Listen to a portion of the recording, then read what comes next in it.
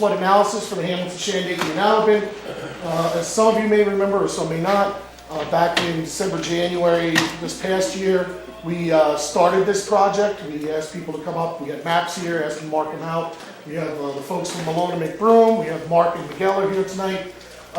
They've been working on this project throughout the year, and they've come up with options, possibilities, things that we can do to try to limit our damages during flood times. Again, know that we've done this for Phoenicia and Mount Tremper. We have projects that are on the slate to start going, and we're doing feasibility studies within Phoenicia right now. We're actually working on another project for Mount Tremper with DOT and their proposed bridge extension. Aside from that, I just, again, like to welcome you all. I have some forms here, and I'll hand them out. It's just primers on flooding and fact sheet. And first off, actually, I'd just like everybody to stand up for a moment. Pledge allegiance. Pledge allegiance to the flag of the United States of America and to the republic for which it stands, one nation, under God, indivisible, with liberty and justice for all.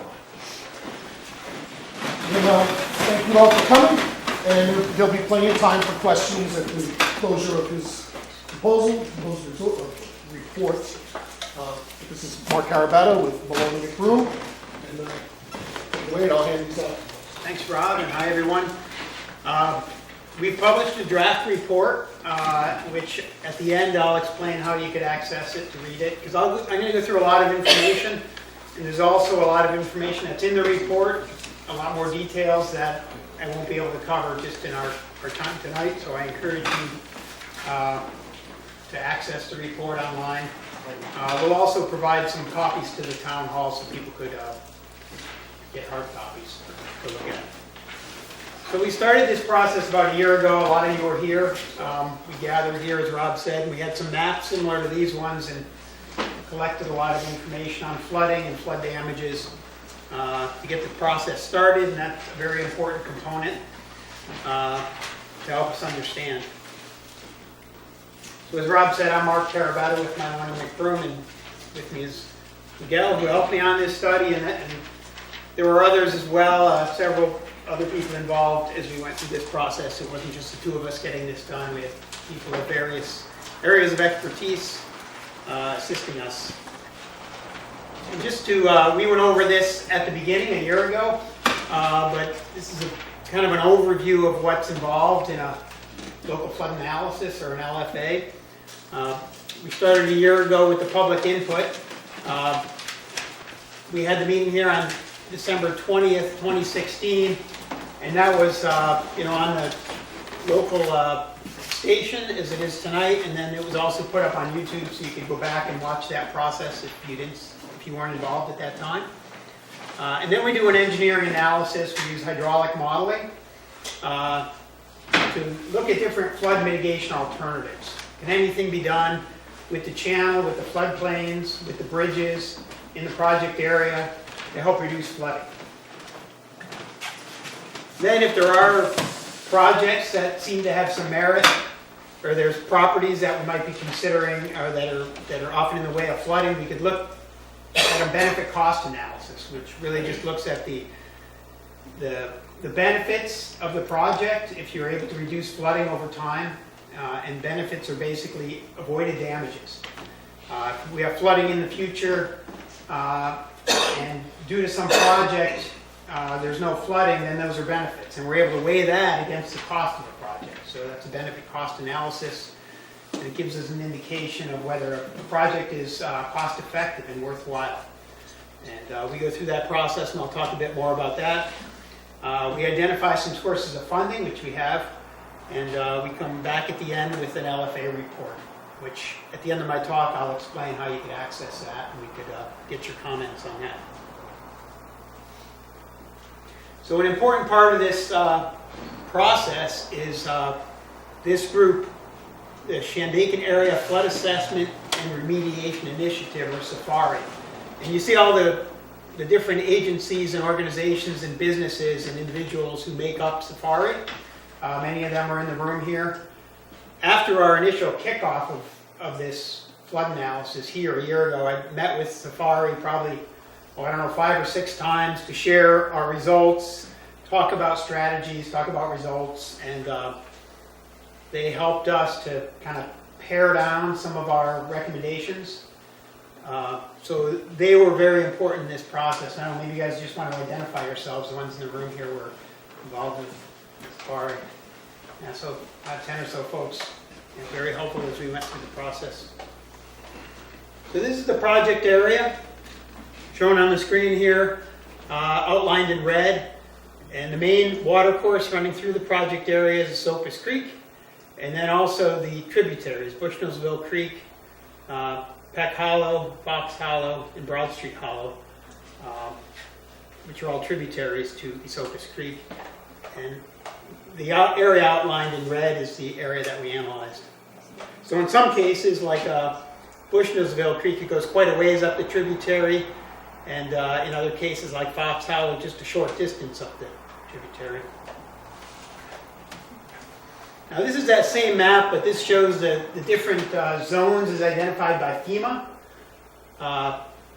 And if you have flood insurance rate maps, which the town does, I'm sure they're posted here, they're larger versions of these. And the area shown in blue here, you can see the blue color, that's that identifies the 100-year floodplain, also called the Special Flood Hazard Area. And if you live within that blue area, or purple area on the map, that area is basically, each year has a 1% chance of flooding. And it's often referred to as the 100-year floodplain. There are many areas within that blue area that will flood more frequently than once every 100 years. And there shouldn't be confusion around, if you just had a storm like Irene, then you're safe for another 99 years. It just means that each year there's a 1% chance of a flood of that magnitude occurring in statistics. The other yellow zone, which is within the blue zone, is the floodway. And that's the area within the 100-year floodplain that conveys the swiftest and deepest water. It's not a safe place to be in a flood. Typically, the way the National Flood Insurance Program works, and the laws are enforced locally, if you're building a house within that 100-year flood zone, you need to have your first floor elevated 2 feet above the base flood elevation, which is the elevation of the 100-year flood. Also, if you have a federally backed mortgage and you live in that area, you own a home, you buy a home, and you get a mortgage, you're going to be required to purchase flood insurance if you live in that zone. And this is looking at the same thing, but in the channel in cross-section. So we have the channel here, and then there's an area that includes the channel and some of the area around it, that's the floodway. And then beyond that, taking in the floodplain fringe, is the special flood hazard area, or that 100-year floodplain.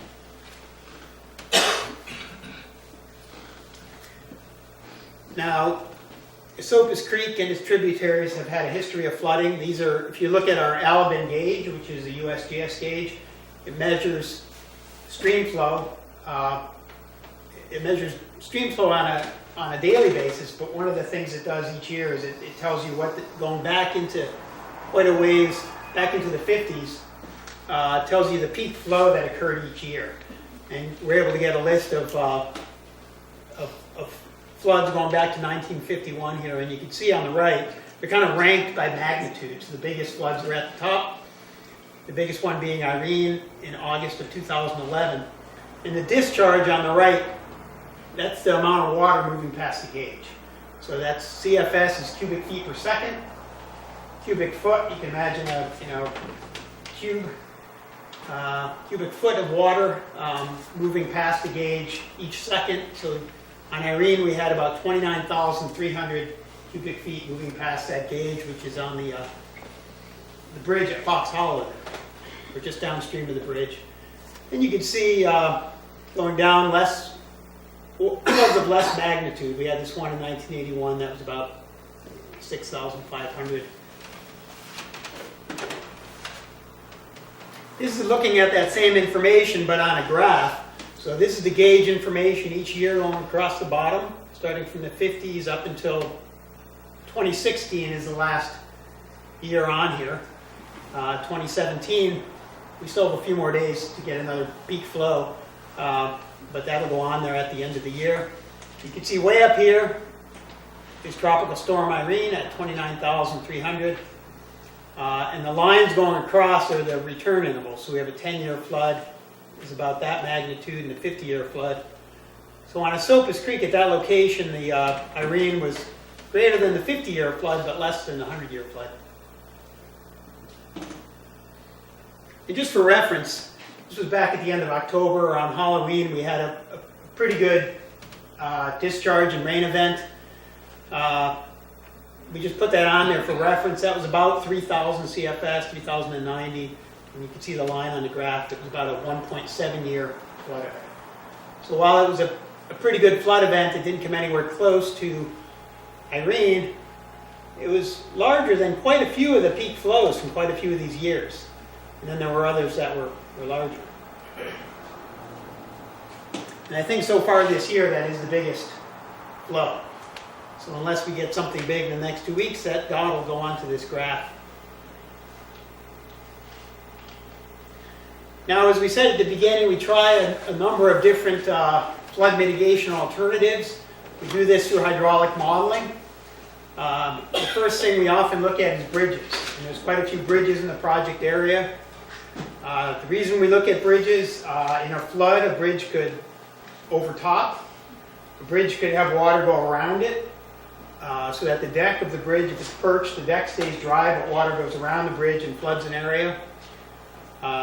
Bridges could, if they're not large enough hydraulically, they could back up water and cause flooding upstream of the bridge. If you live just upstream of a bridge and the bridge is undersized, depending on the hydraulics, you could be flooded as a result of that bridge being undersized.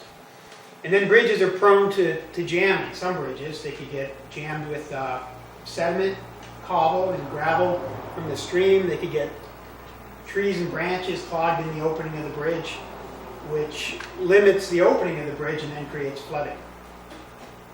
And in the worst case, you could have bridges wash out or collapse in a bad flood. So by using hydraulic analysis, we're able to evaluate the size of each bridge, look at its contribution to flooding. We could even remove the bridge from the model and say, okay, if that bridge wasn't there, would there be a reduction in flooding? And then, if that's the case, we could look at a larger bridge to see if that would be helpful.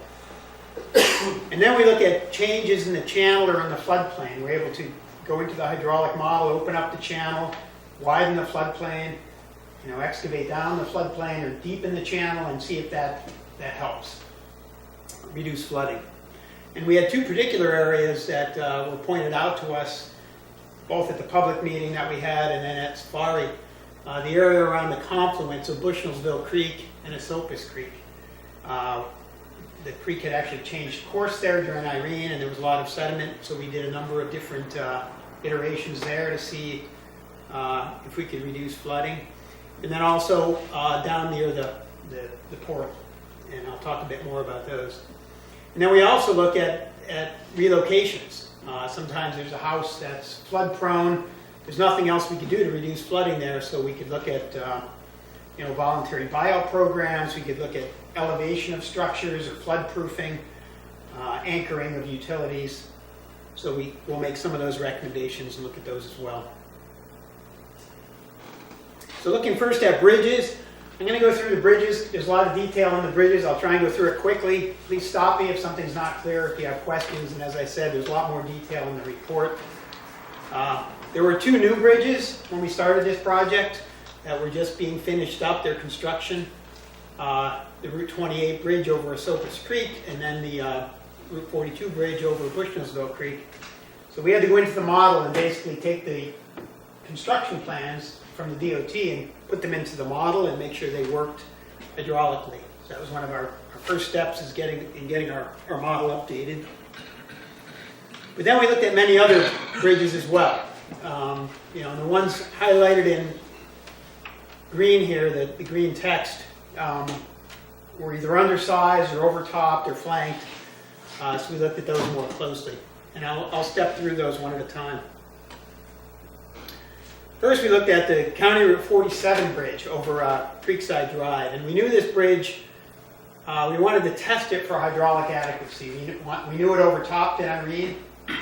We also knew that it's sensitive to getting jammed up with sediment and debris. So we wanted to look at both of those things in our hydraulic model. So first we just took the bridge out of the model and see what kind of reduction in flooding we get. And we find that in the 50-year flood, and on this graph here, this is the result of our hydraulic modeling. This is basically elevation on this graph, on this axis showing water surface elevations, and then this is the distance upstream. And this is the bridge. That's that Route 47 bridge, and this is going up the channel. The blue line is the water surface elevation without the bridge, and the red line is with the bridge. So we're able to look at the difference.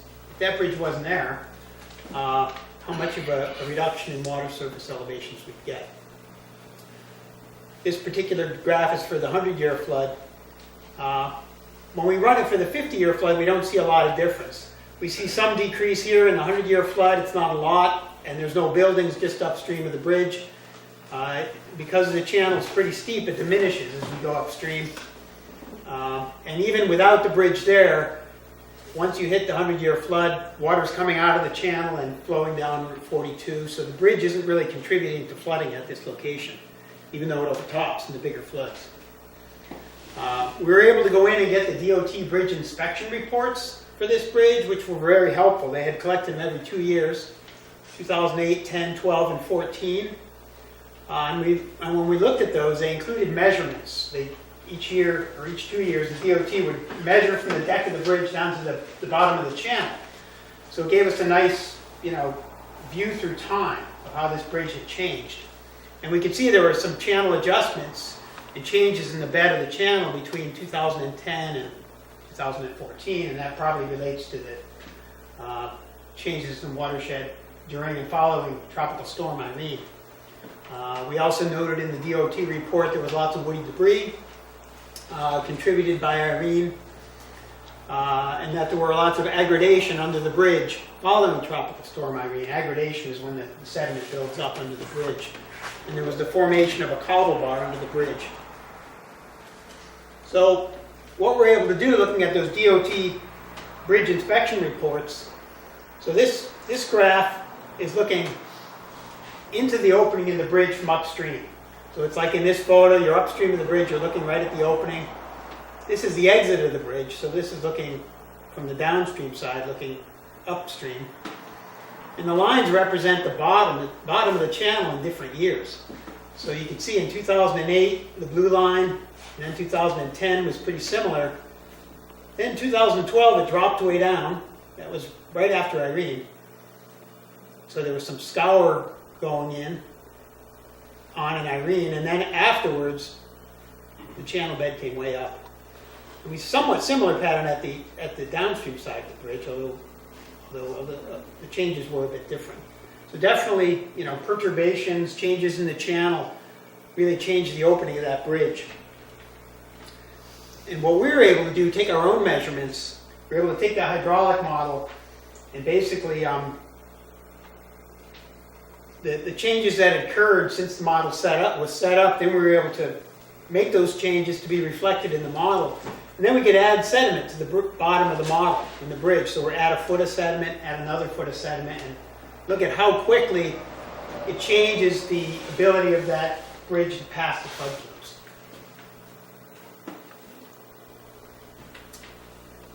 So this is a 10-year flood, which, as I said earlier, passes just fine under the bridge until we start to clog it with sediment. That's 1 foot of sediment, 2 foot of sediment.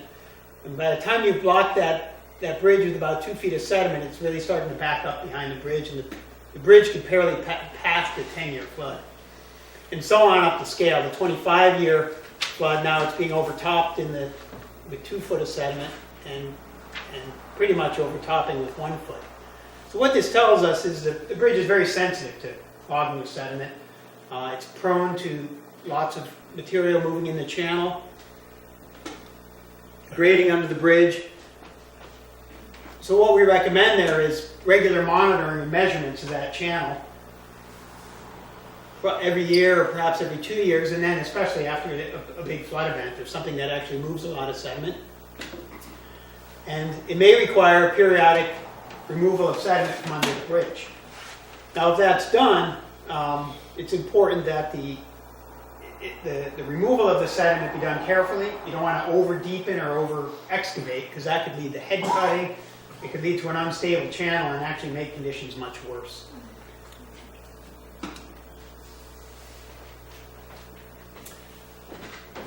So then we move down to Bushnell Creek, and there's a private bridge crossing the creek at this location. Our hydraulic analysis indicated that it passes the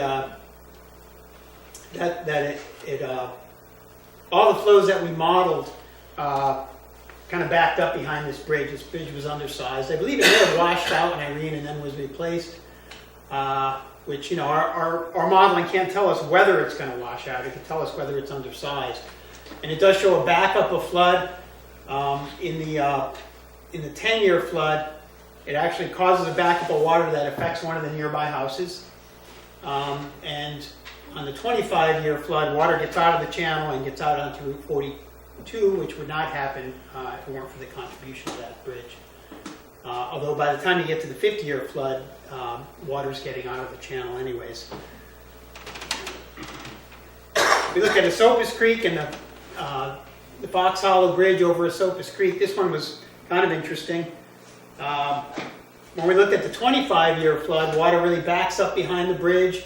It contributes to some flooding in that area. But once you get to the 50-year flood, water leaves the channel as it approaches the bridge and floods onto the right-hand floodplain approaching that bridge. There's some structures there that get flooded, and the bridge is contributing to that, but it's not the bridge alone, because here you have a bridge that just spans the channel, and then you have a roadway spanning the floodplain. And really, if you were going to replace that bridge with an adequately sized bridge, the bridge would have to span not just the channel, but the floodplain as well. You know, as you see on some of the State Route 28 bridges, like over, as you go down into Phoenicia, the bridge spans the entire, not just the channel itself, but the entire floodplain. You need a much larger structure here in order for it not to contribute to flooding in that area. Another bridge we looked at was this going up Fox Hollow. There's a town-owned bridge here at Dutcher Road. You can see this is the structure here, and you can see how it's encroaching on the channel.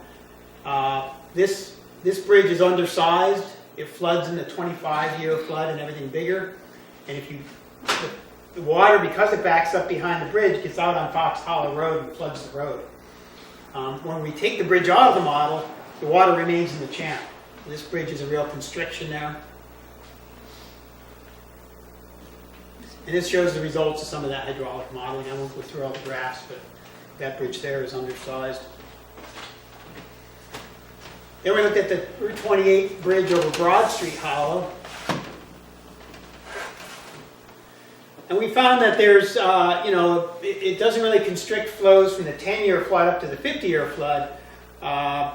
But when you get up to the 100-year flood, there's quite a backup of water behind the bridge. The bridge does not overtop, but it does add to the flooding of some homes that are just upstream of the bridge. You can see the graphs here, and then we show it in cross-section. So this is looking downstream at just upstream of the bridge. These are some structures, some homes that are in the vicinity. The blue line is with no bridge, and the red line is with the bridge. So you can see it contributes to the flooding. So what we recommend is a case like this, when the bridge is due for replacement, they should do a full hydraulic analysis and make sure it's adequately sized.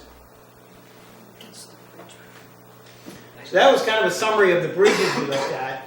And then we looked at some different areas of channel. And in this location, where we did hydraulic modeling, this is the confluence of Bushnellsville Creek coming in here, and Esopus Creek coming around like this. And the photo on the left is pre-Irene.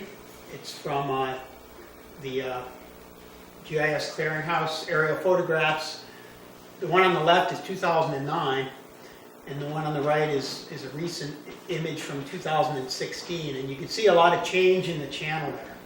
And a lot of people pointed this out at our initial meeting there on the maps, especially, people who lived down in this area here, pointed out that the channel used to do this up to the confluence and then kind of make a soft run past the levee that runs along here. And now, because it's changed, it pretty much is directed directly at the levee, which has caused some erosion out the levee there. And you can really see how it's changed the confluence. The confluence used to be way up here, and it's moved. Now, there's a couple reasons for this. Often when you have a confluence or you have a flatter area in the channel, it leads to lots of sediment being deposited in that area. You also have this bridge, which was recently replaced. You're between some bridges, which could contribute to backwater and sediment aggregation in that area. When you have a really big flood, this whole area is inundated, so the exact location of that lower flow channel doesn't make a whole lot of difference. So when we model this, and we model some of the bigger floods, the exact location of that low flow channel doesn't make any difference from a hydraulics point of view. It does make a difference in terms of bank erosion if the flows are directed straight at that levee. So we looked at a number of different scenarios there. These are just 5 that we listed, but we tried a lot of different scenarios of carving out the channel, removing sediment, enlarging the floodplain in that area. And I'll show it on the graphic here. We tried it, these are general areas where we tried it. In here, near the confluence, we tried carving out a bigger floodplain and removing a lot of these gravel bars from this area. We tried the same thing in this area. We actually tried, because you could try anything in hydraulic remodeling, we tried removing the levee and basically creating floodplain through that whole area to see what would happen. And same thing down here, in case there was a constriction where the channel really narrows, we opened this up and created floodplain with the real goal to be